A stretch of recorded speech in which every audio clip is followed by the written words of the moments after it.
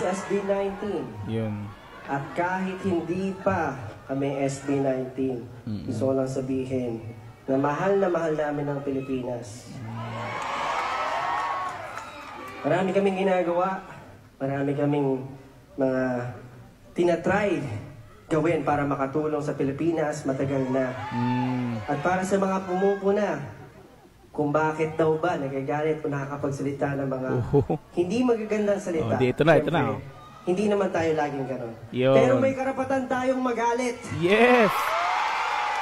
Kapag tayo ay ninanakawan na. Tama! Yun eh. Gusto ko lang sabihin, magkakaiba man kayo na paniniwala, magkakaiba kayo ng syempre na sinusuportahan. Kahit sino pa yan, basta magnanakaw, may karapatan tayong magalit. Yun.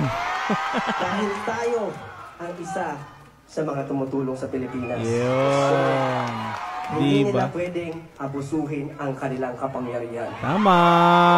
Ang tao kasi pag nagagalit, hindi may iwasan talaga nakakapagsalita ka ng hindi maganda. Galit ka. Ano yung makakapagsalita ng hindi maganda? Napapamura ka. May karapatan tayo sabihin kung ano man yung gusto nating sabihin. Kasi galit ka nga. Ninanakawan yun eh. Anong gusto nyo? Magbait-baitan pa rin kami sa inyo.